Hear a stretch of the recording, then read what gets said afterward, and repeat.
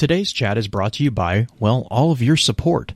Through the patronage you provide the Focus Fire chat team through Podbean's crowdfunding, we are able to provide you with the weekly podcast as well as the website and other aspects of Focus Fire chat.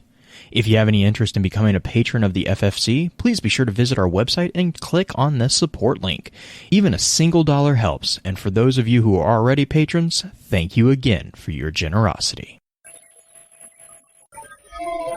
Welcome to Focus Fire Chat. Explore together. Welcome to Focus Fire Chat, recorded live on January 24th, 2020 over on twitch.tv/Focus Fire Chat as we continue our discussion over the lore book, The Pigeon and the Phoenix. This particular episode will serve as what we have come to call the advanced session of the week's exploration. Congratulations to those who signed up for a deeper dive. Before we go any further, however, let's run through a quick introduction of who all we have with us on the show. As always, this is your host, Blue Crew 86. And this is the surprisingly not overly caffeinated green-eyed music lover. Nice. And last but definitely not least, in the hot seat as guest co-host, we have our good friend Trecheon. Trecheon, how are you doing? Doing exceptionally well. Ready to dive into this. Well, it really is a lore book, isn't it? It's like we've been doing, or rather you guys have been doing, like lots of what we might consider like lore booklets recently. Mm-hmm. So it's just kind of nice to... a lore novella. And so it's nice to actually get into one of these sort of more long-form ones every once in a bit. Ones that are a little bit more connected, at least. Yeah. So, yeah, but I mean, I know everyone is looking forward to diving really into the conversation, especially about this particular, about the implications, at least. That's the one I'm excited about of this one. So, that being said, let's just jump right into it. I was about to say, let's just jump into it.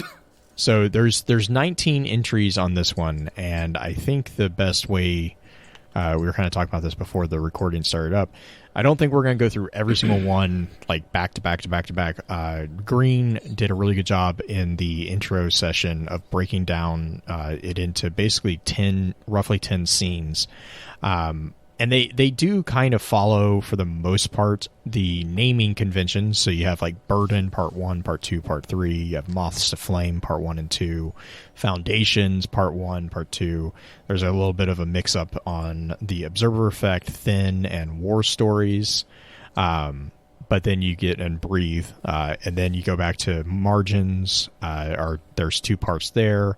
And then the last, I think was at the last 6, are all uniquely named, but roughly taking place in roughly time, except for the very last one, which we had mentioned in the intro session. The very last one, Reunion, takes place, I would argue, basically it's Osiris coming to visit Saint 14 today, like in current event. Trecheon, do you want to talk about the Burden entries, just like a summary of what was going on within that particular little snippet? Oh, yeah, absolutely.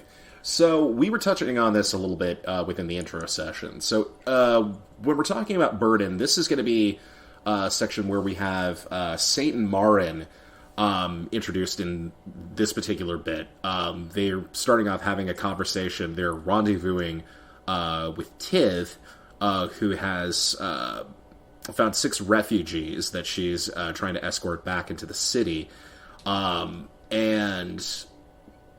I mean, just if we're going to go just diving into the whole, like, taking them as a whole, they managed to link up.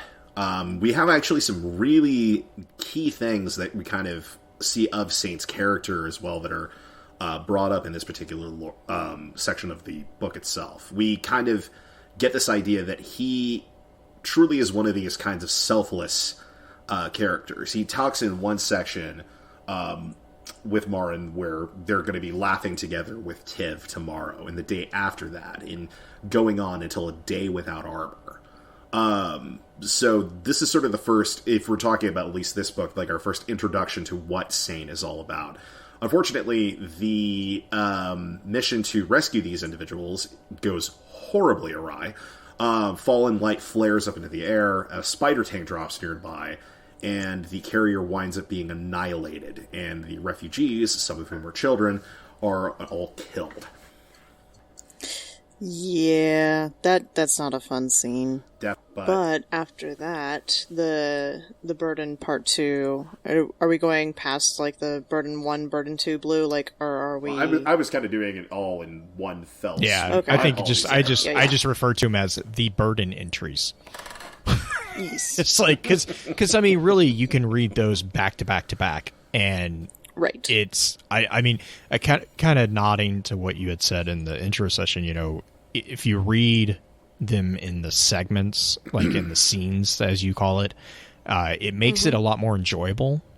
So don't read Burden 3 and then Flame, or what was it? Moths to Flame. Don't read those back to back. Right. Give yourself a break between those two to kind of think about the burdens, and then read Moths to Flame. But then read Moths to Flame back to back. And you know, and that kind of approach, I think, when I reread them in that format, it made it much more enjoyable for me to kind of go through. Made it more like an episodic kind of thing, as yes. you mentioned in the intro session. Yes. Yeah, but like overall, when we're talking generally about some of the stuff in Burden, you know, we have a lot of different things that are going on. It kind of interpolates section toward the beginning of the first entry, where we're having basically just transcription of conversation that's going on between Marin, between Saint, between Geppetto. And again, as mentioned earlier, we get to see some like very interesting ideas about these characters. We get to know them a little bit. Marin, it's pretty obvious that he's very business forward. There's one point where Geppetto makes something of a joke, and he is just a statue. Very focused at the task at hand. But yeah, there's that whole mention of that I was making earlier of Saint really being an idealist when it comes to the way in which he wants to go about things. It's again kind of tying to that whole thing about how our Guardian, the Guardian, is his reason for doing what he does, and he is doing his best to emulate, and he's still trying. Yes, he is. And we know at this point he's likely has already had encounters with our Guardian. Mm-hmm. Yeah, because I kind of got from the way things, or at least, my kind of the way that I think of it, my headcanon, if you will, is that our encounter with Saint was very early on within his career, if you like, as a Guardian. And that just went a long way as far as really forging his identity and what he's all about. Yes. So then we get to Moths to Flame, which is kind of more the introduction of Saint 14, of Osiris in the book, where Osiris is in the wilderness and kind of by a little fire pit type thing, cinder spit washing faint light over Osiris's lone face. So he's kind of out in the woods by a fire. Segura's nearby, and they hear, or at least there is the aspect of somebody coming closer, and Osiris asks for Segura to dim him, which, with the descriptions that we get back in D1 about Osiris when he meets with Marasov, is that he is very, very bright as a Guardian. He exudes light. So the aspect of having Segura possibly help dim him, I interpreted as the dimming of that kind of light, not necessarily like dimming him and making him invisible, because it's obvious that later in the book that the people see him. So a small band of humans emerge from the woods at Osiris's flank. Some carry rust-laden firearms. The one who leads them jaunts forward. So it's kind of like a little gang of people show up and confront him. And confront him over the fact that he's burning wood, because there's a warlord in charge of this area, and it's essentially the whole idea of you're poaching on this area, and Osiris is doesn't exactly take kindly to it. And he basically Dawn Blades them. So the best way that I can explain this scene is this is totally in my head. I totally see this as the scene from the Mos Eisley Cantina in episode 4, where the guy gets disarmed. Like, this is entirely what I see. It's like it's got a laser sword. The guy's arm gets cut off, and he kills him. Like, I mean, it's like, yeah. This is Obi-Wan Kenobi putting someone in his place. Yeah, except rather than just taking an arm, he took the entire thing. Yes, indeed. And what a great final parting bit. I have a half dozen guns at my back. I have a spark. Mm-hmm. Thing is this is also where Sagira basically not necessarily convinces him, but pretend he's not here. Oh gosh. I'm looking over at chat. Osiris shot first. Yeah. I think the thing here that is very important is that it confirms a theory that has been a very divisive theory, that ghosts can link and initially res multiple light bearers. So it goes back to the conversation on Shin and Tanashi and Jaren's ghost. So with the information that we get from Sagira here, we see that it is actually possible for Jaren's ghost to, air quote, adopt Shin. It's possible for that to occur, because the implication here is that this ghost was released by Sagira to return to the Traveler to find another light. This is after to find someone better. To find someone better. And the other thing is here, this is also where we see the beginnings of Osiris's view on the light as being something less than perfect. Or the confirmation of his opinion about that specific thing. The ghosts are not infallible. Right. I mean, there's even that section wherein Sagira pauses it after the ghost is released. The Traveler was wounded when it created us. That pain echoes. Some of us make choices we shouldn't. Some of us are scared. The process isn't streamlined. Yeah. Right, and we got a bit of that in Ghost Stories entry way back, because there's a few Ghost Stories entries that give you that entry. Well, that the ghosts are, but I mean, this is also this information. So we have that information as, you know, out of character knowledge.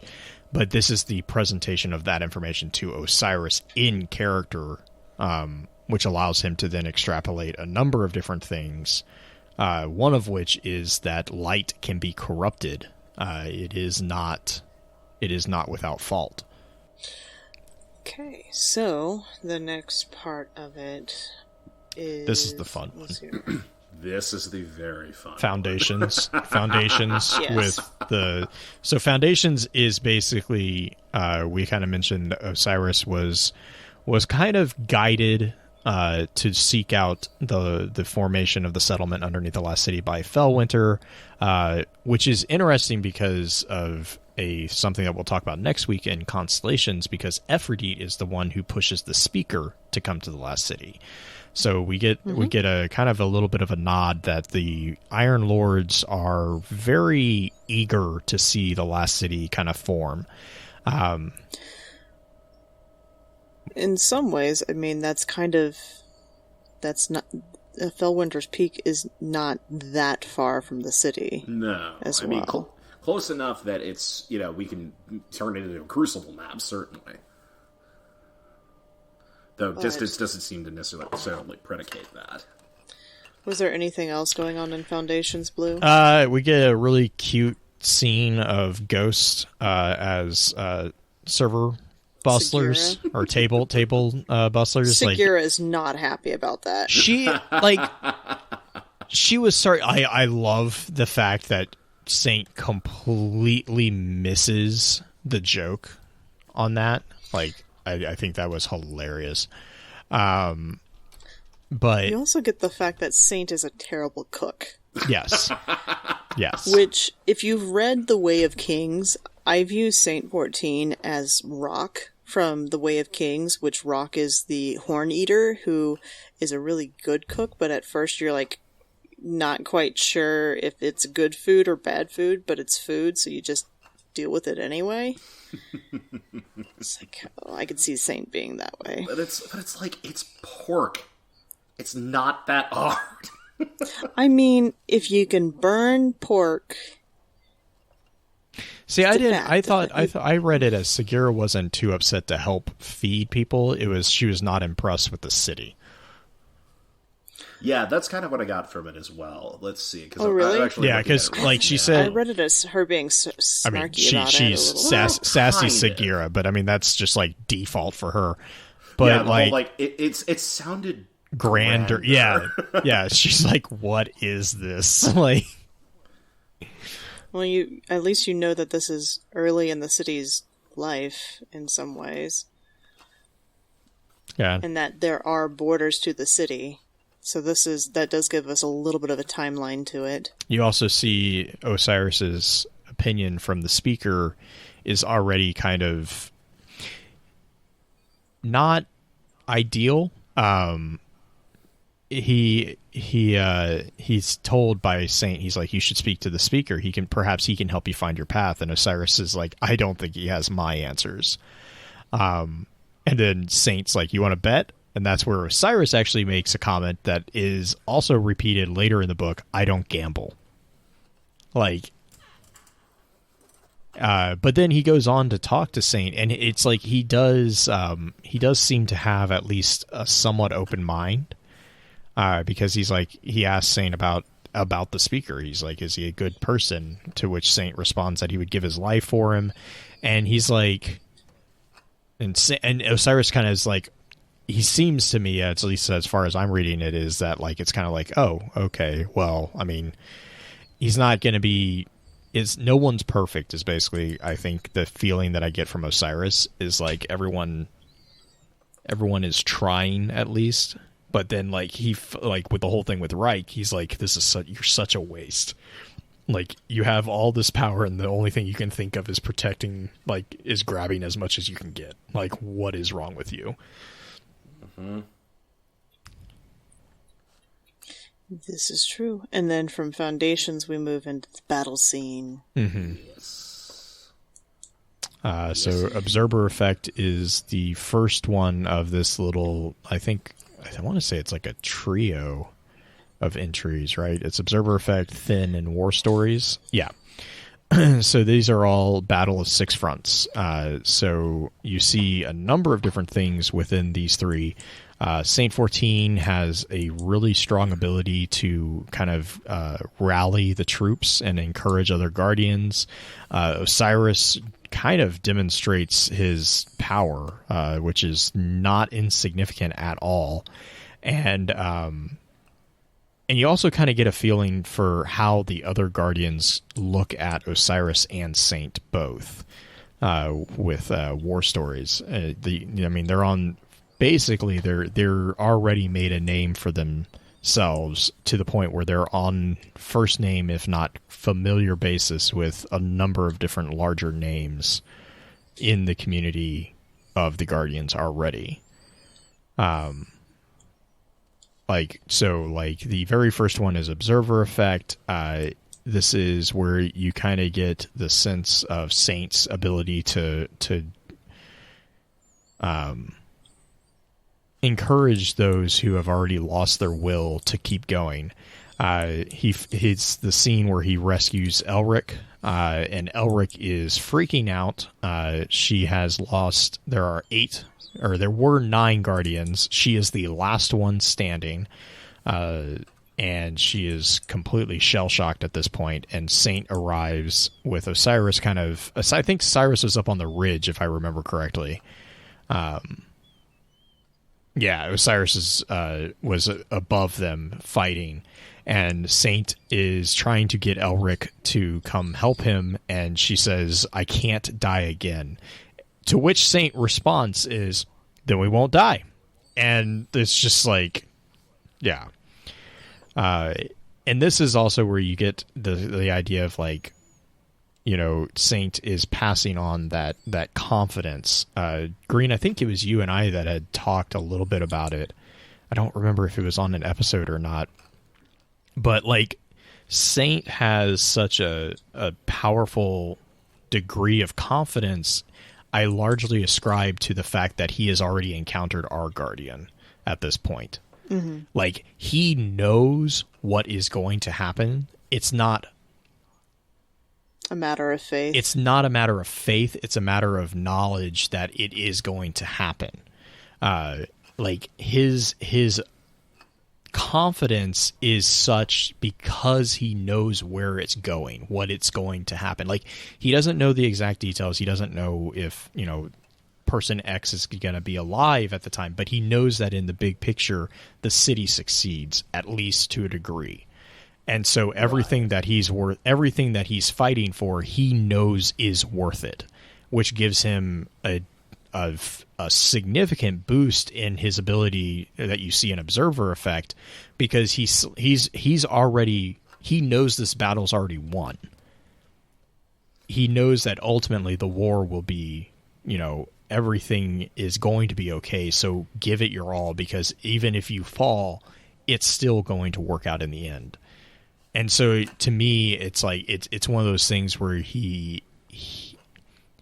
I hesitate to say that he has faith. I would rather more clarify that he knows what the end result is, and so his confidence is not because of some faith, but because of foreknowledge that it was granted to him by us and our ghost when we encountered him on Mercury during, I think it was a failed failed peace summit, if I remember that correctly, between House Rain and some human survivors. So with that in mind, if his confidence in this battle is essentially based off of that, the fact that he's just like, hey, this is just how it's going to be, like, we're going to get through this together kind of thing, it's not a huge surprise at all that he functioned that way. No, not at all. And I think that's why it's so infectious, is because there is no doubt in his mind. Like, you know, even a lot of people with a lot of faith, they will have moments of doubt. Saint doesn't doubt because it's not faith, it's knowledge. He knows it's going to work. And so when he's talking to Elric, he's like, no, we're going to do this. And, you know, he's like, then we won't die. And it's, I mean, like, the degree of confidence that he has is, you can't help but get infected by that. Like, you know, he says, this is a new choice. You are only what you want to be. And, you know, that it just, I don't know. I really read this as Saint is so esteemed because of his positivity and because of his adherence to being the guardian that, you know, he saw within us. That translates in, it's totally a Merchants and Alchemist Gate scenario. Like, that would not have happened if we hadn't gone back in time to save him, but we wouldn't have gone back in time to, like, you know, it seems like a catch-22, but it's already been, it's a fixed time. And so because of that, we are given the opportunity to do what was already done. And then it is in and of itself a perfect paradox. Right. Yeah. Well, yeah. And that's the whole theory of fixed time, is that you are going to do what you're going to do because it's already been done. Going the back predetermined to that first aspect of it. Episode this month. Mm-hmm. And then within Thin, we see the same scenario, but it's from Osiris's point of view. And Thin is where you see, for multiple things, you see the world from within Osiris's eyes, which is very interesting. you also get confirmation that Osiris is capable of casting projections or reflections, whichever one you want to call, outside of the infinite forest.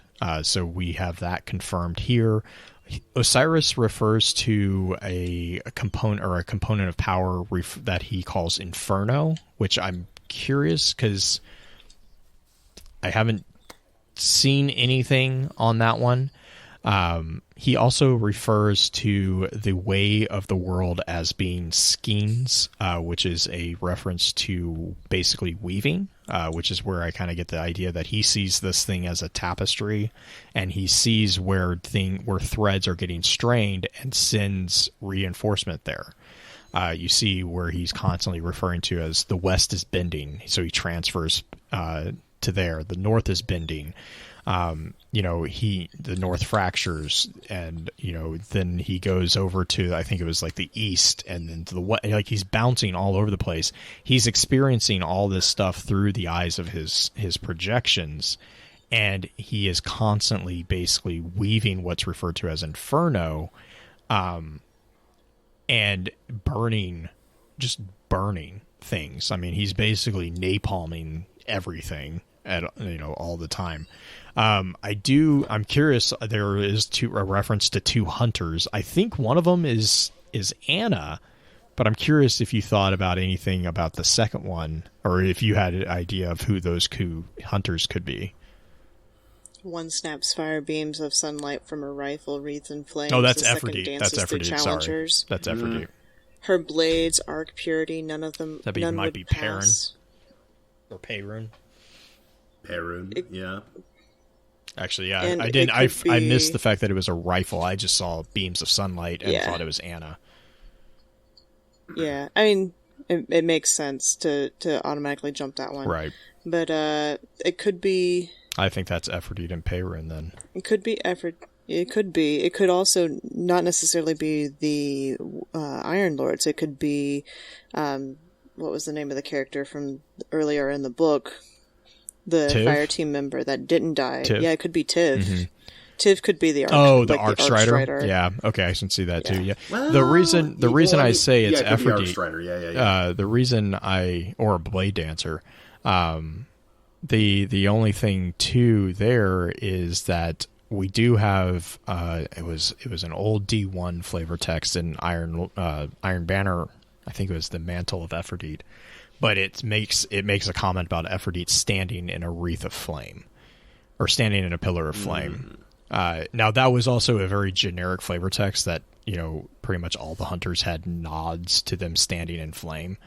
Dino also mentions it could be Eris. Eris Morn, which is another option. Maybe. Yeah, Perun is the one, to be honest. As soon as I realized that should probably be Aphrodite, because Perun is Arc, like that was the way she's always been kind of explained. Right, and the other thing as far as Eris is just the fact that we don't really have a specific time frame as far as to when she was resurrected, when she came into the picture.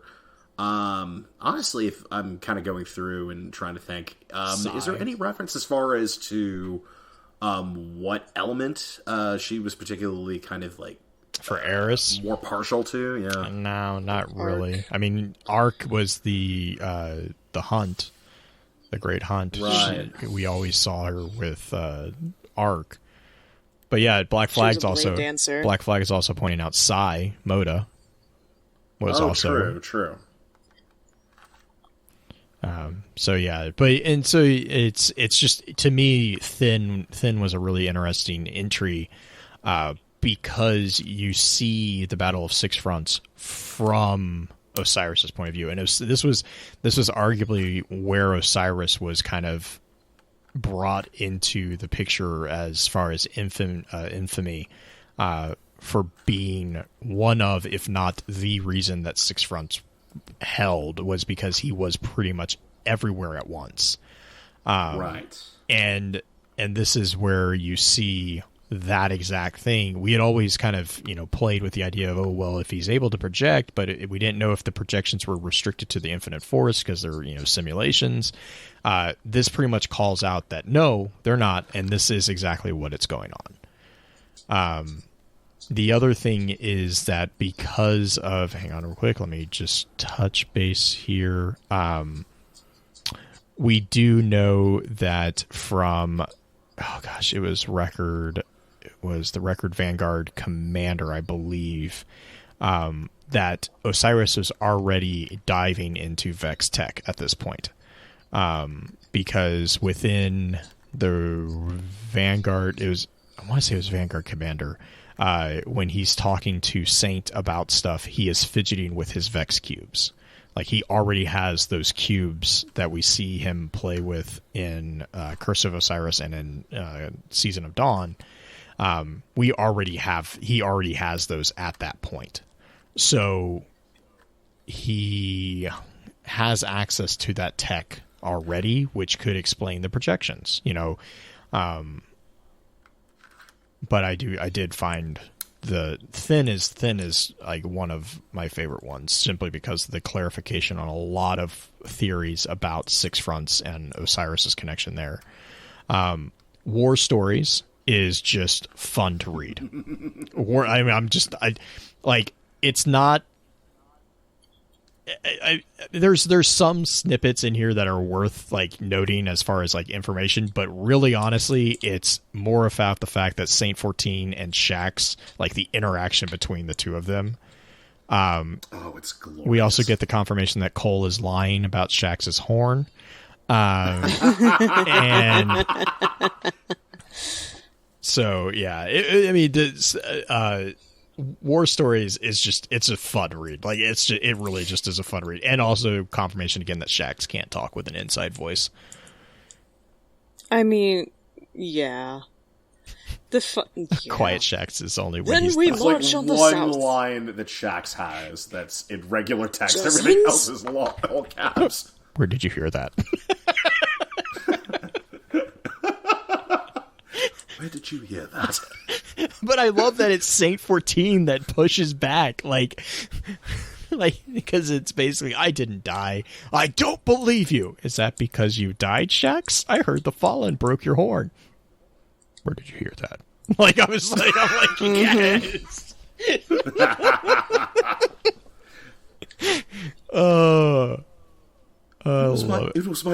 was my left horn. Oh my my gosh. favorite one.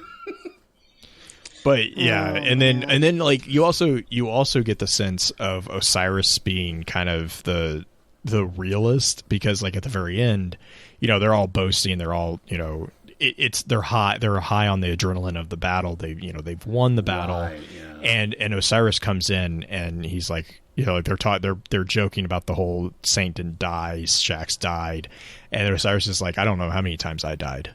I witnessed the battle through the eyes of the city, and we were spread thin.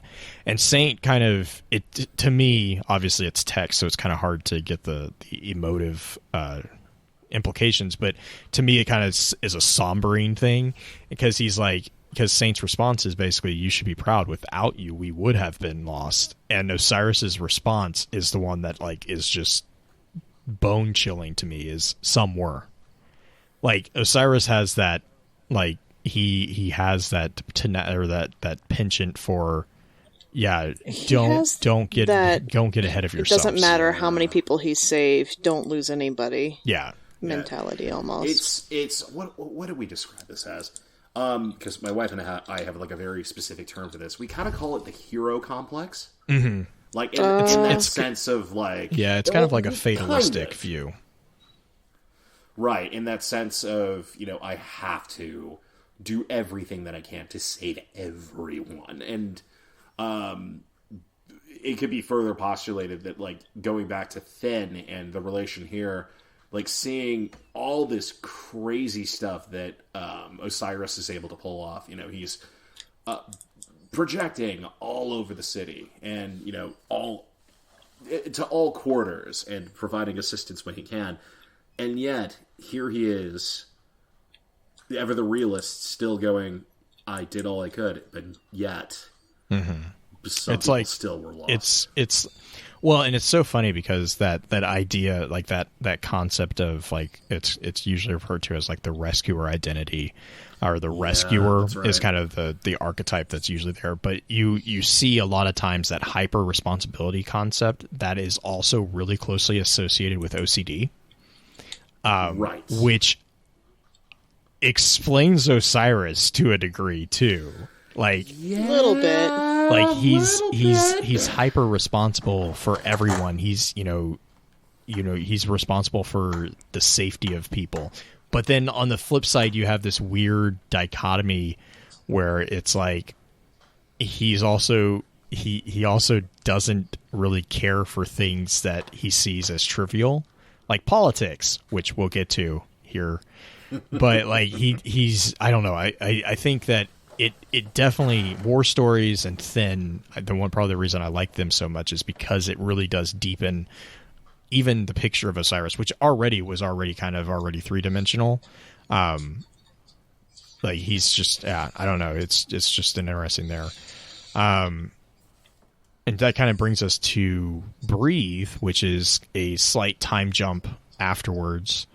This is I believe it's a couple weeks. Yeah. Weeks since Six Fronts. And so the city is basically just able to kind of take a breath. That's kind of the whole thing of the title here.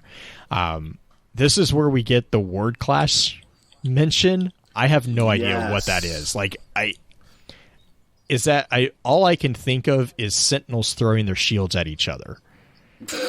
Like, well, I mean, like I don't know. It's like the final tassel pole to form a ward clash circle. I think that's like, I mean, you think what Ward Guild is, right? Like that whole concept is the blood price. No, that's essentially, Wereguild, right? That's Wereguild. That's not Ward Guild. But what, I mean, it sounds like it's kind of that similar construct word wise. Okay. I mean, as far as the whole thing with the tassel poles, though, like that kind of brought to mind, like the idea of like the maypole. That's exactly what I'm looking up right now. I'm like, what is the maypole pole called? Like, it's it is. It's called a maypole. I actually was looking this up. In medieval times, this is the sort of thing where you would do this around a tree or a pole that had these tassels or these bits of cloth that were attached to them. And people would do a dance, and in so doing, they would like weave these tassels or what have you around. Really the cool pole. to watch. Yeah, it is actually fascinating to watch. If you ever get a chance, look that up. It kind of it sort of brings to the whole idea of like what exactly is going on in this particular. Excuse me. Right in this particular instance, which I kind of took as sort of a celebration of the fact that there is life that is still existing within the city, and yet a remembrance of those that are lost, like kind of the portmanteau, if you will, of the revelry as we know it and Festival of the Lost. Because we're talking about stuff with that again. Like even the maple was, because it's also like, the emerald tassels. Yeah, for the seed exactly. road. Okay, I see what you're going there.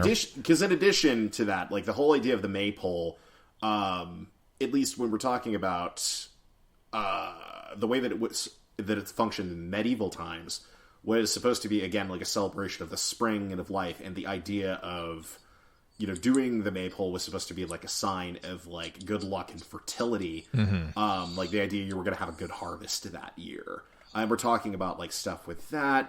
Again, you mentioned the green tassel for the fact that people are throwing these seeds. The seed row. Yeah, exactly. And again, that's kind of what I took away from this. Like this is them again taking that breath after Six Fronts. For the moment, there's like a slight stillness. There's some peace. And they're taking the opportunity to do what they can to rebuild. I also and still at the same time, yeah. I also love the fact that even here you see shacks with kids. Yes. Like Shax's a space dad. It's like he says Shax stands monolithic over a swarm of children, their entire being transfixed on him as he recounts moments of heroism in theatrical detail. I'm like, yep, that's Shax. The way that you described him, I'm suddenly picturing Shax in a red zip-up sweater. It's a beautiful day in the neighborhood, a beautiful day for a neighbor. Would you this be universe's mine? Reinhardt. Yeah, I would agree with that too. Like that would totally. Oh my god. This is also where you see Saint remembering Marin.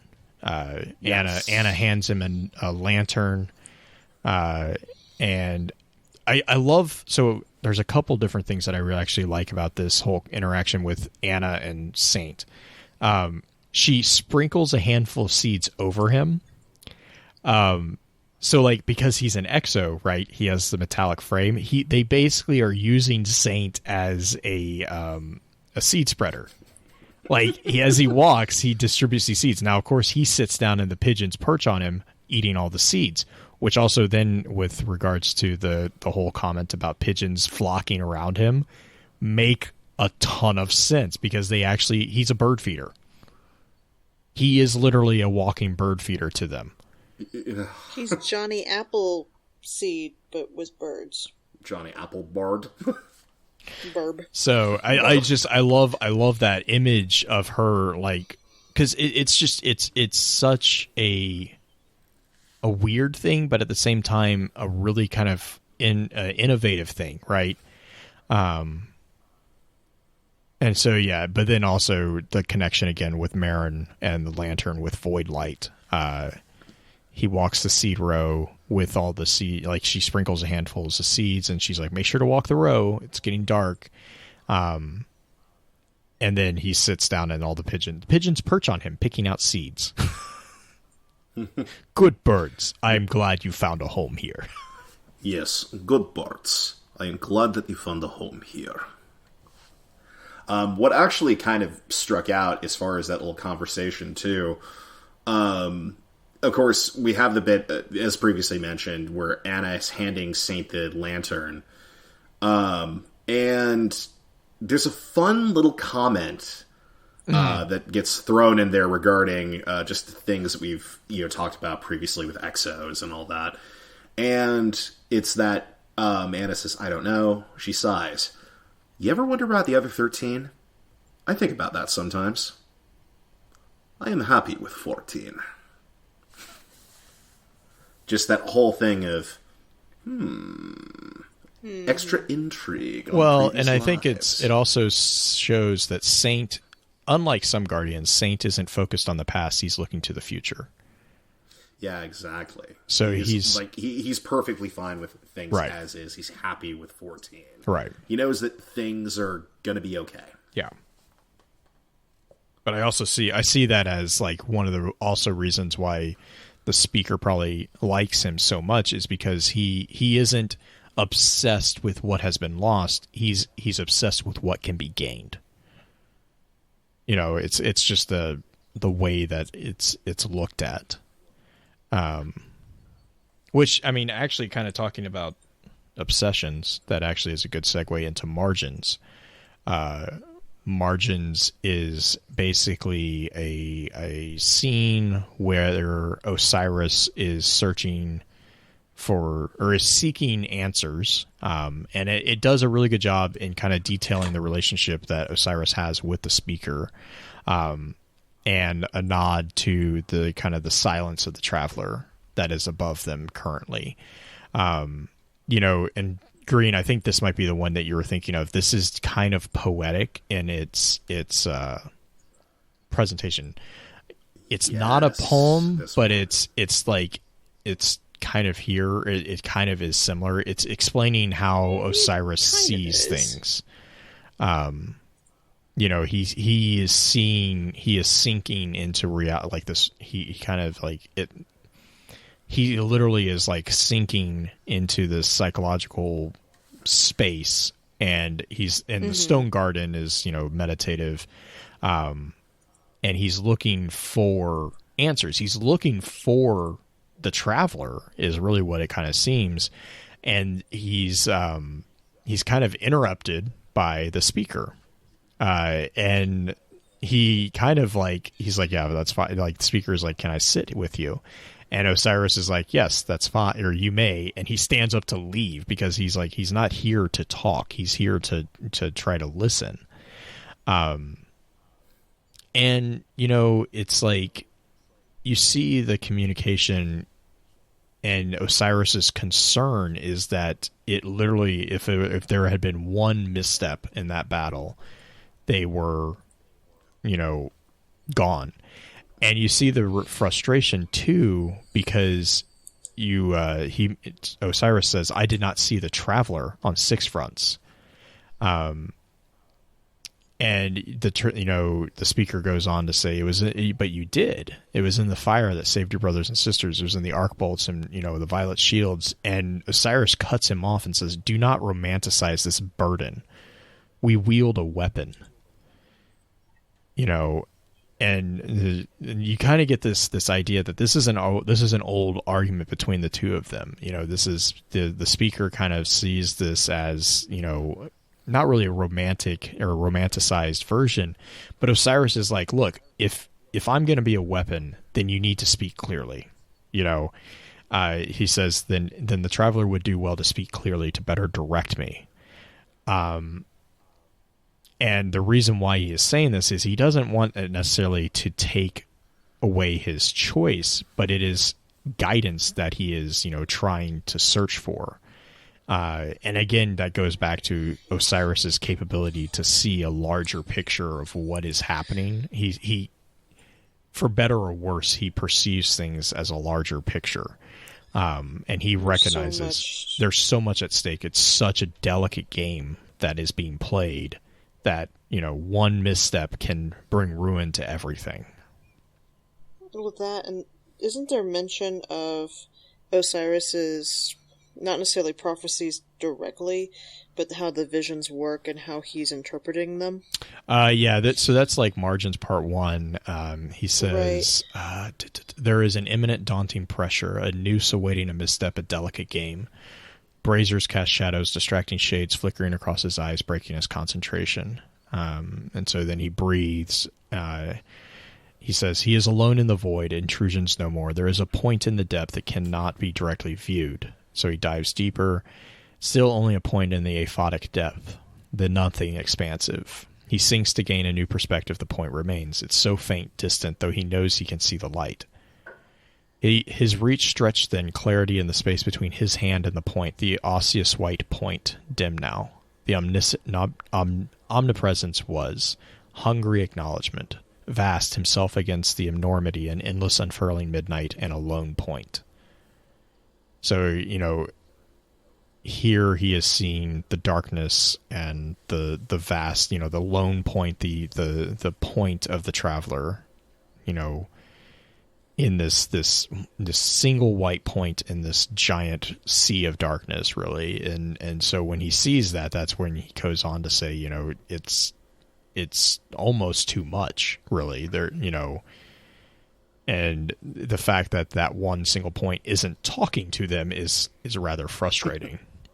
Yeah, and yet there's the whole back and forth between Osiris and the speaker, you know, saying, you know, the light wields you. You are what you make of it, a glorious extension of its majesty. Mm-hmm. And of course, we have that whole bit of, it would do better to speak clearly. I love that response. Like, but I also love the contradiction between Osiris and Saint 14, right? Because both of them they both have the same, I would argue that both of them have the same end. Like they have the same goal that they're striving for. But Saint is a pillar of confidence, and Osiris is just filled with this crushing doubt.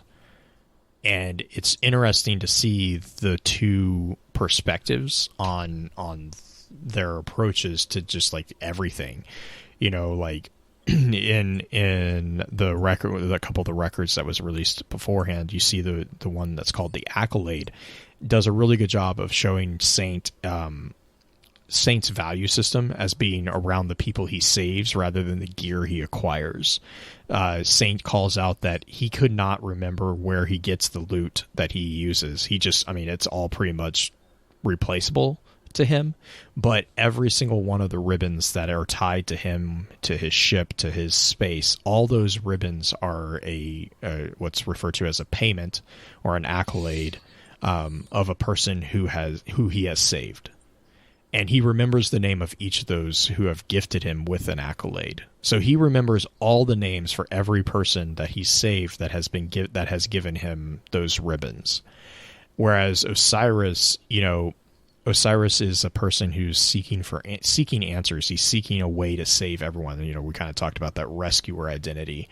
And the thing is that where others see just the present, Osiris kind of operates on a level above that. He looks at the whole tapestry, which means that he does come across as rather heartless and not interested in the well-being of everyone else. But in fact, he is obsessed with the well-being of everyone. But the problem is it's everyone. It's, no matter what he does, it's not enough because there's always someone lost.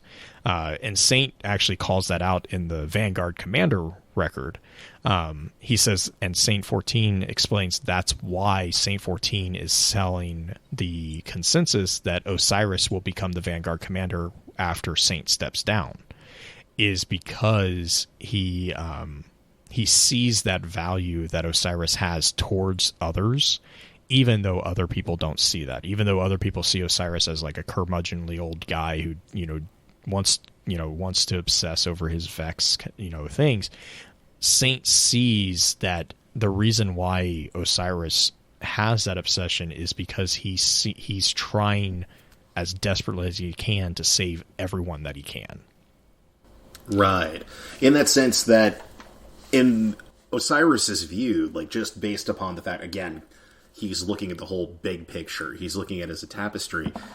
And the Vex, based on what he has seen, this empiric evidence, is one of the biggest threats that faces humanity. So naturally, his response is to just throw himself at the problem and try to figure out what can we do to either cut them off or mitigate the damage that they could possibly do. Well, and that ties into which, of course, winds up with right. Well, and that also winds up being the whole thing with like a Curse of Osiris and his whole thing of like the darkness is there, sure, but the problem that we need to be worried about is this confluence of the Vex, like this thing that the Vex have, with Panoptes and the whole Infinite Forest and all this stuff. Like that's why Osiris is freaking out. And then, of course, it also doesn't help that Saint was taken by the Vex.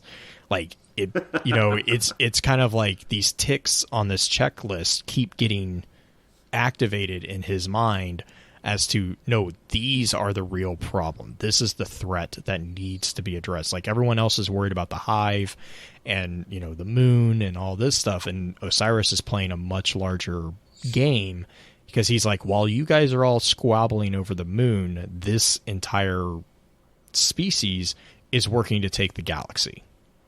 So, it's a situation of like, we don't want to have a Pyrrhic victory. Like, we don't want to win the battle but lose the war. Right. We have this threat, this very real thing that will not stop until everything is Vex. It cannot be reasoned with. It cannot be argued with. Something must be done. Yeah. And it may as well be me. Right. And then kind of talking, and Black Flag's talking about they share the same burden. That's exactly, I would say that is so true.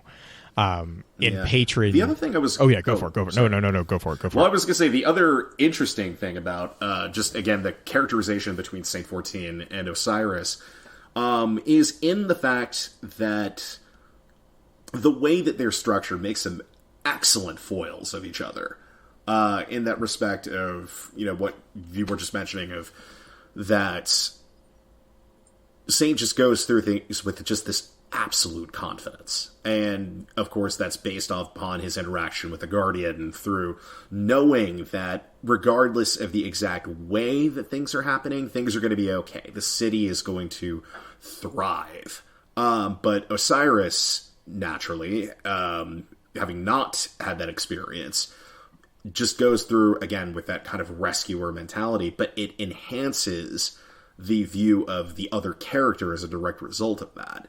And that's why I think they make such a powerful duo when we're talking about this methodology of storytelling. Yeah. And I mean, right. I 100% agree. And you kind of see that, right, with Patron. You see that Saint has, talking about that confidence, Saint has become the, Green had mentioned, this is where it's mentioned that he is synonymous with the Guardians. Mm-hmm. He is an image to be adhered to be revered. This is where he, his armor is faith. They sing together. He shares bread with the chorus of voices. They love Saint. And it's, to me, it's bittersweet, right? Because Saint has the same goal as Osiris, and Osiris is the one that gets exiled. Osiris is the one that gets shunned, and Osiris is all this. Whereas Saint, who is fighting for the same thing, just albeit in a very different way, is the one who, is adored, is revered, is gifts are thrown upon him and all that. And again, going back to the dichotomy between the two of them, right? That's why the prince is a friend with the pauper, kind of like that opposite, the light and the dark side kind of coexisting there. And you see that and then also going forward, you also see Shepherd. Shepherd is the entry where you see Saint talking about the past with the speaker. We get confirmation that the speaker was present for Saint's resurrection. You kind of get actually the story of Saint being resurrected, which means that we get confirmation that he was resurrected in the Cosmodrome. Yeah, he is Russian. He is Russian. Sorry. People. Yeah. So, sorry, chat was saying something.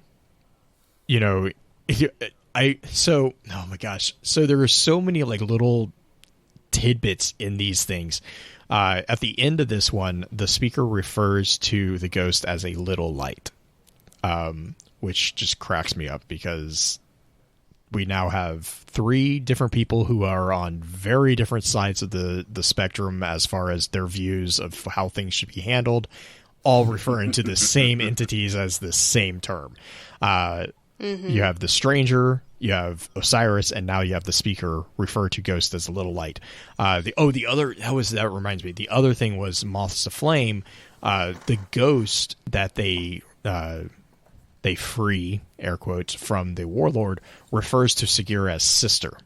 The only other person that we really see kind of talk in that kind of tonality with regards to Ghost and Guardians is the speaker and Geppetto.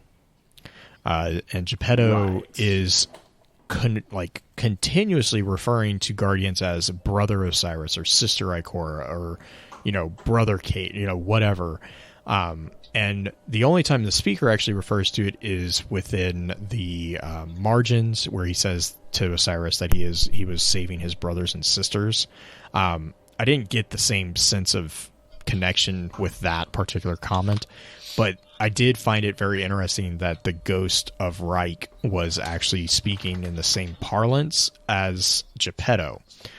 We know that it's not Geppetto, which was one of my first initial thoughts, because Geppetto is a female ghost and the unnamed ghost was a male ghost. So short of someone fixing a voice modulator on the ghost, they're not the same ghost, which was nice. But yeah, so to bring it back to Shepherd, it's just a really cool little glimpse into the history of Saint and his relationship with the speaker, as well as some of the history there. And then we have another bit of a time jump here. This would have taken place after the record of Vanguard Commander, because Osiris and so we're at politics. This is really where Osiris basically tries to be like, just to make Ikora do it. And Ikora, love Ikora. Like, is it rude for the subject of the conversation to be present?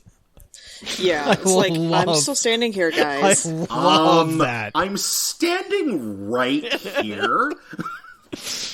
Like, I mean, one of the things is, like, I read this and, like, there is so much conflict going on right here.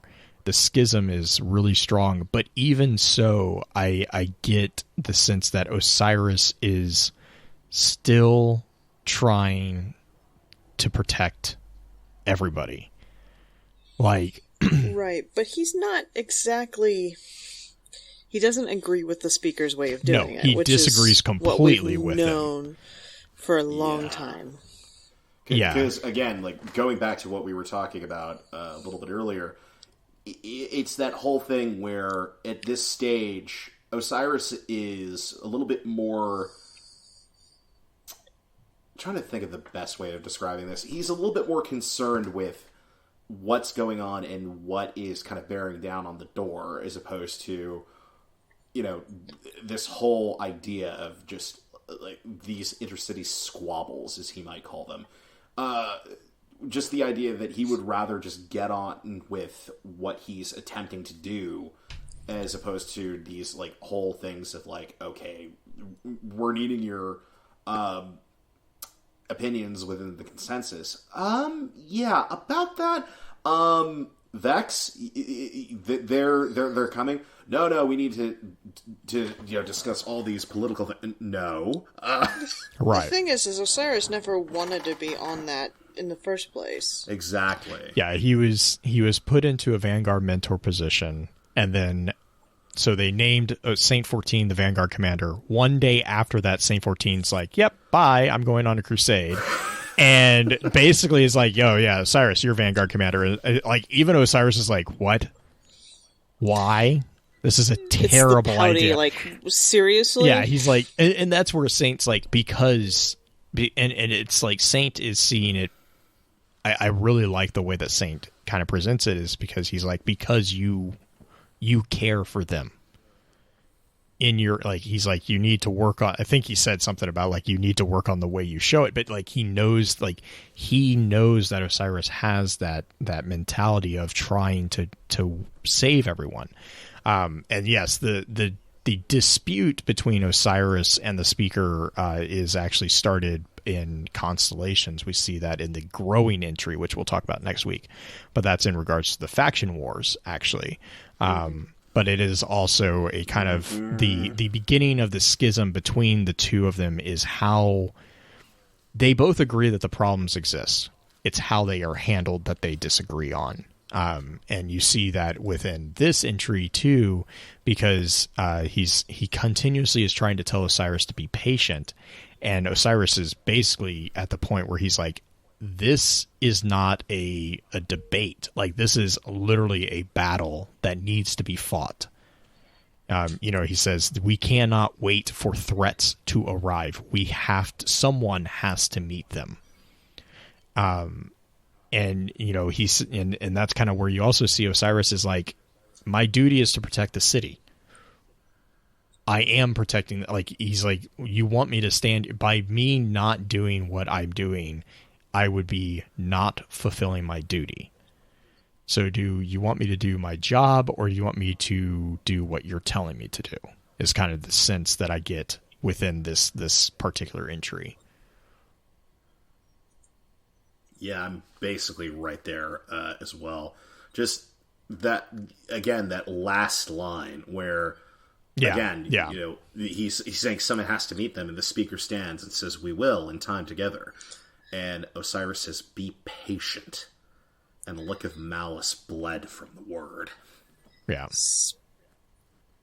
So after Osiris leaves, we get Transient. Mm-hmm. Oh my Which- god, this entry. The way this one reads Oh, I love this.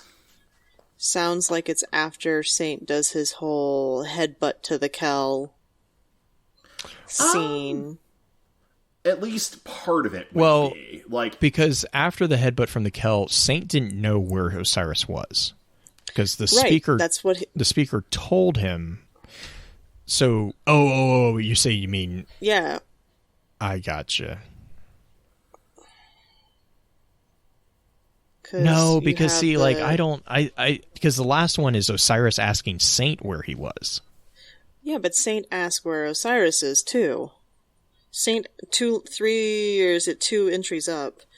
That See, was quite I the was- show. Where are you? I was actually think reading they're that trying as to- like Osiris. This was around the time that Saint got stuck in the forest, It could be. which I guess would coincide with the headbutt. which Right. that's true, but I guess the way that I was looking at it, because we keep seeing these, logs of like Geppetto 31249. I also read those And as date timestamps, but Yeah, exactly. So I kind of take it as like there's the previous conversation that was had in politics, and immediately afterwards, of course, It's the- Osiris just goes off, does his own thing as Osiris. Later, is wont to haters. do. I was about to get to that. So it's to that point of, Geppetto and Segura are starting up a comms channel. And again, Segura being Segura. Oh, good idea. Make us a subnet. oh my gosh, the Segura does not gamble. It is not gambling. Your It response is time not- on her letters is terrible. Yeah, yes. It is not gambling. It is different from gambling. She cannot be nagging you enough. Your response time on our letters is terrible. Please try my suggestion. I believe it will help.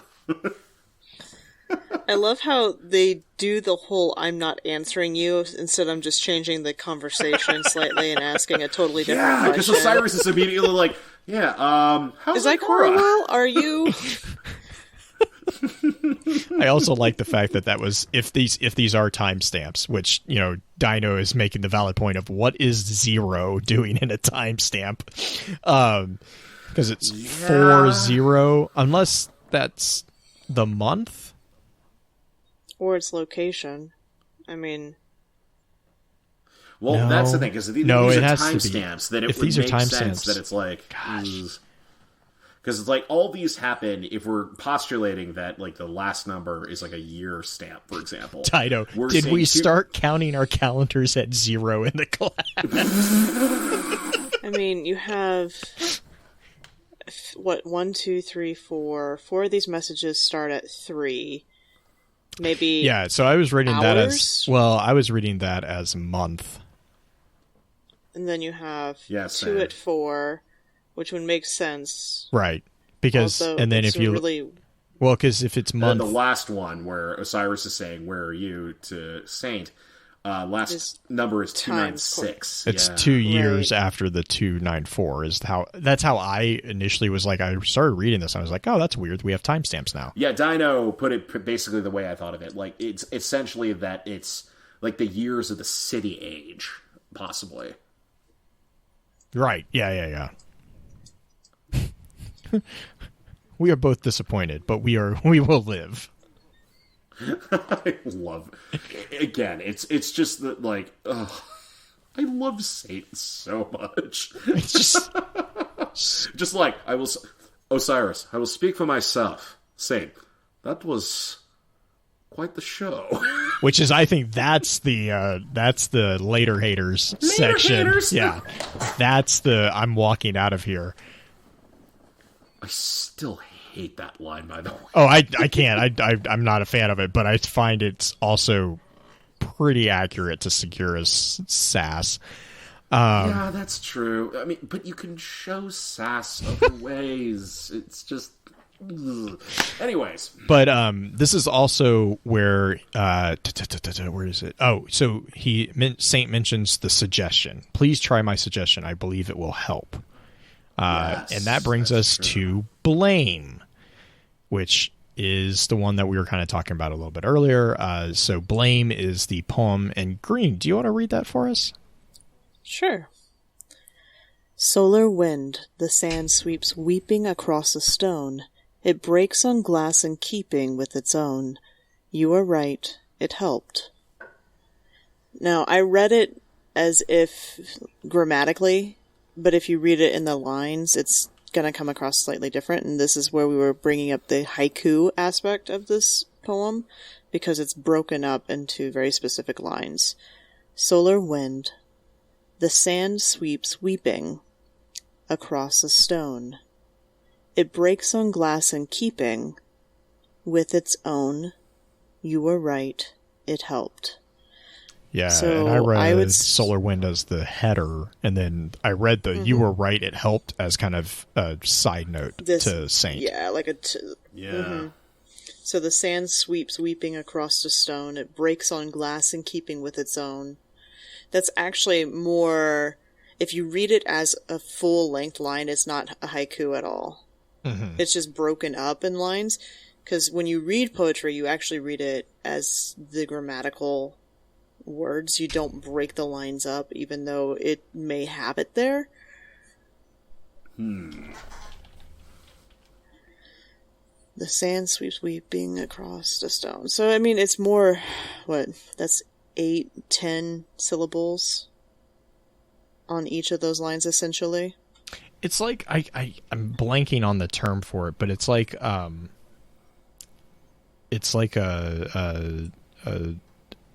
linguistic tool to help you meditate, to reach a point of it's like, it's not mindfulness, but it's like mantra. Yeah, mantra. That's what I'm thinking. It's like, it's not necessarily. It's that there is content that has a message, but it's also all about the just repetitiveness. Because, like you say, the sand sweeps weeping across the stone. It breaks on glass in keeping with its own. The sand sweeps weeping across the stone. It breaks on glass in keeping with its own. It very much so could be. That's honestly, when I first read it, that's what I thought it was. And then, of course, I couldn't think of like what that's called. And my brain was like, then, of course, my brain got locked in the, bleh. The syllabic aspect of it is there's 9 syllables in the first line. As far as the sand sweeps weeping across the stone, and the second one would be 10 syllables. It breaks upon glass in keeping with its own. So there's not necessarily... It's, the emphasis is the first syllable of each couplet. Mm-hmm. So the sand sweeps weeping. I mean, it's not quite like a couplet should be for Shakespearean, but it's close. Yeah, close. Like, just in the sense that we have the two, like the A-B rhyming scheme going on with this and within this generally, but I guess it also brings the further question of what it is. Because, of course, this brings back the fact that, going back to the previous part of this, to Trecheon, that, of course, Saint decides to do that most annoying character trait of playing the pronoun game. Right. So here's a question for you. Is this the start of him writing the prophecies? Because the prophecies, the Osiris prophecies are poetic as well. I wouldn't think so, because the prophecies were half the reason... Because, again, if we're going to postulate that... he was written down in the books before he left. Right, because the whole thing with his prophecies, quote-unquote, was half of everything that was leading up to Osiris getting exiled from the city, which, if we're going by the idea of transient, being this conversation going back and forth over time, and we take it that Osiris's exile occurred during that, then the prophecies would have already been written down and would have been passed around the city and all that good stuff. Mm-hmm. I mean, his books were written before he left the city. I can't remember if the prophecies were on top of it. Well, because that's the thing, because they were taken as prophecy, and that was the, if to my recollection, the reason why the speaker was sort of forced to kick him out was... well, now everyone's looking specifically to you and kind of losing sight of other political leanings or what have you. Yeah. Should we finish with Reunion, which is Yes. a pretty comical... Oh, my lord. Reunion is fantastic. I love those. Quite the shrine.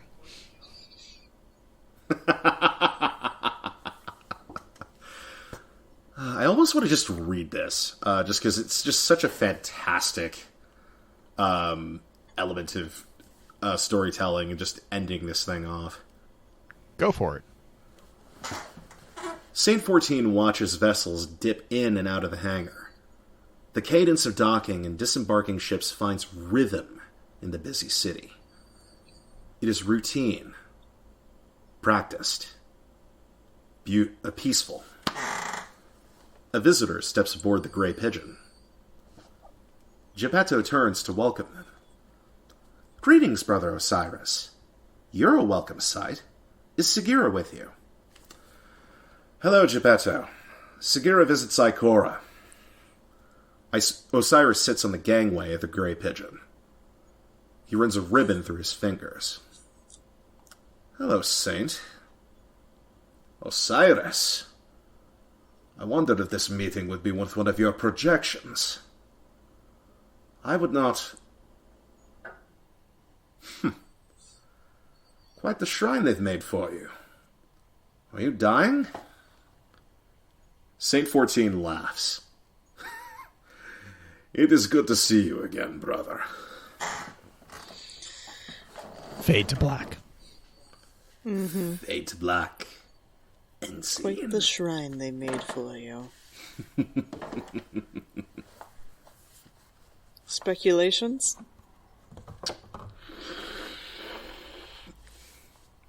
I mean, speculations on what's happening here is saying hello. Mm-hmm. Well, besides that, the obvious hello. But the shrine, thank you, jerk. I'm suddenly having an image of Saint going, you had me at hello. I also love how Osiris comes back to the tower after being on Mercury. You realize this is, like, a lot bigger than just him saying hello. He's been on Mercury this whole time. He comes back to the tower. Osiris comes back, too, to be noted. And that, well, and to be right, but that's who I'm talking about. To be fair, this is not the first time. The fact that Saint's been there all season. Well, this isn't the first time that he's been back to the tower either, because he came back to speak to Ikora in the Hidden, and he called Anor out. It was glorious. Oh, that was amazing. But yeah, well, and to be fair, we also don't know when this is taking place. I mean, he's in the tower, so within the last couple of weeks, right. But I mean, imagine. we don't know that this is taking place like a month after Saint's been here. It could have been, pretty shortly after Saint settled into the hangar. Right. That's kind of the way I think of it. Like, Saint is just taking a second and sort of looking at the way that, ships are coming in and out of the hangar, and just, it feels like there's a level of appreciation for just this breath of normalcy. I think it's just interesting that Osiris, who spends so much time on Mercury and refuses essentially to come back to the tower for so long, mainly because of the speaker and his exile and all the other shenanigans, comes back specifically, most likely to just say hi to Saint. Hi. Oh, hi, Which, Saint. I wonder, it's just like the conversation between the Titan and the Warlock back in the Curse of Osiris comic book. Now, granted, that comic book is still the fight between them. Mm-hmm. Yeah, they're talking. Yeah. This is how They're Titans, debating. this is how Guardians talk. Some people throw plates, other people punch people. I know, he then proceeded to catfish him around the Infinite Forest. Oh, Lord. But, any final thoughts, Blue? You've got me diving into the prophecies of Osiris again with blame. I know, I'm sorry. No, you're fine. Yeah. You're fine. I'm organizing again. Oh, do you want to discuss the connection to the time puzzle? which was just the... Yes. Yeah. This is the bit I was worried about, just because, of course, I was looking at it and like, God, I hope that this thing gets solved, because this is just making my head hurt. Right. Yeah.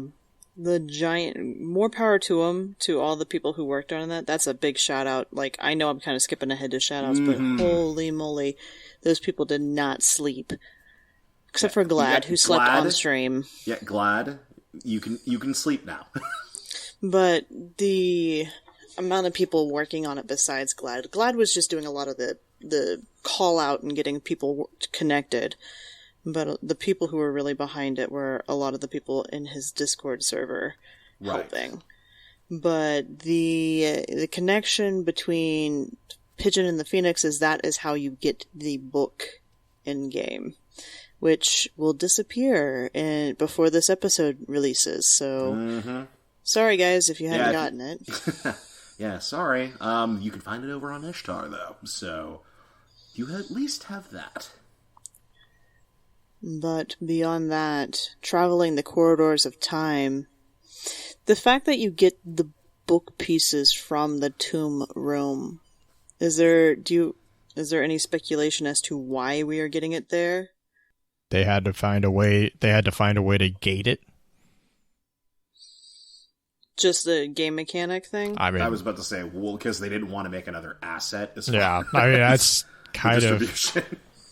I mean, as much work as that had to go into the way that you enter the sequences, I really just kind of took it. Yeah, Dino is saying the same thing. We need to put this book somewhere. Like, that's kind of honestly, that's... Because full disclosure, I mean, I've run through it and I've gotten it, and I got the whole thing, and then I bugged out Bastion Quest, so I'm not ever going to get that gun. Like... How did you bug it? I don't know. You know, if I understood how I broke things, I'd probably be able to not... I don't know. I have no idea how I broke it, but, like, the quest just died. But whatever. Anyways, I got the lore book, so I don't really care. It's just a gun. But the whole thing there... Zombie Blue breaks all the things. Oh my gosh. The last word was another one that I completely broke. There was something else that I did that completely broke it too, and I was just like, whatever, this is whatever. No yeehaw, cowboy action. Oh my gosh, no, that was the problem. Is I killed everybody, and then it was like, you don't get the gun. I'm like, what? Green. I did that on stream. I did that on stream, and everyone was like, what? That one was legitimately bugged. This one is Blue just didn't do all the other stuff prior. I didn't know I was supposed to do anything prior because, you know, I followed the quest steps that were given to me. Without doing any of the prior ones, but yeah. The last word one was pretty frustrating. I saw that one live, so it was fun. The full one to get the actual cutscene? Mm-hmm. Yeah, I figured out how to sneak through, so I got through them pretty quickly. Blue is jumping the little turntable to get onto the subway, but not realizing that he has to have some sort of key card to get off of the subway. Why would I want to get off? You're just going to ride it forever. I'm just going to ride it forever. Blaine is a pain. Blaine is a pain. But, you know. Yeah, so anyways, whatever. My understanding of like the logic to actually access these, I literally just saw it as a game mechanic. I didn't see. I also have a really big bone to pick with whoever calls it diamond. That is totally not a diamond. That's a trio of mushrooms. I don't know what in God's name. When I first named it diamond. No, it's not. I can't see a diamond. It's a diamond of mushrooms. I called it weeds. Oh, weeds. I can do that. Poppy weeds or something. Yeah, like I can see that. But like every single time I've looked at it, I'm like diamond. What? Where the hell's the diamend? What the? Oh, you had mushrooms, flower, or clover. No, that's a flower. I know. I called it flower too. I went with clover. I know. I went with clover because that's what a lot of the bigger things did. Like, that's what I put in my spreadsheet, but when I was writing it out for myself, I was writing flower, weeds, hexes. Snack. Yes. Snake. See, the best part... Although I saw somebody put snail for that one. Really? Okay, so no, see, here's the best thing is if you call it mushroom, you can go mushroom, snake. Yeah, all we need is a badger, and we got this thing done. Badger. Mm-hmm. It's an axe. It's like, did Weeble contribute on this particular puzzle? Badger. Snake! It's a snake! Is it going to be a raid down the line involving Magical Trevor? I swear to God, if Trogdor shows up, I'm done. Oh, Lord. Oh, man. All right, wrap it up, Blue. Shout-outs. My shout-outs are for apparently raid call signs that I don't understand. And badgers. Okay. Man. Badgers, snakes. Can we get a honey badger emblem? Because I would totally change my lore scholar emblem for a honey badger emblem. Green, what about you? Mine goes back to the people who figured out raid secrets and everybody working with Glad and some of the other streamers that were pulling together to get this all completed. People were actually creating code to help manage the spreadsheets and everything. So those people are like the real MVPs. I know that Glad was kind of like the figurehead or whatnot of the whole movement, but the people who really put in a ton of work are the others that were helping him, as well as the various people who submitted through Discord or sent screenshots. It was a real community thing. It wasn't necessarily just one person at the top doing it. It was just everybody kind of pulling together and helping in what way they could. So my shout out goes to the people who contributed in some way, shape, or form. Very nice. Trecheon, what about you? So I'm going to give a couple different shout-outs. Firstly, to everyone involved with the team that actually put that puzzle together. Just the sheer scale of what's involved to get that whole thing to work must have been a really crazy undertaking as far as, we're going to make this thing fun. We're going to have them really have the community really scratching their heads as far as how we're going to get this thing solved. And I think it was extremely well executed in that respect. Shout out as far as really everyone who was involved within the lore community once again. I'm also going to give a little additional shout out to everyone who's involved within the Termino project. That is going to be something to watch for, and I'm very excited along with the rest of you to see where that winds up taking us. Mm-hmm. Awesome. Well, as usual, thank you for your time, and until next time, remember, with wisdom we conquer. Stand strong, stand tall, and keep exploring.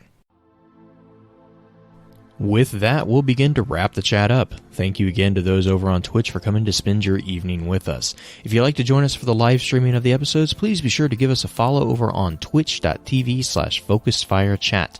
Links to all our episode archives can be found at www.thelorenetwork.com. Please be sure to email us at focusedfirechat@gmail.com with any comments and or questions for the team concerning the podcast, and let us know how we're doing by giving us some feedback and a rating over on iTunes as well. So until next time, focus your fire and may your light shine bright.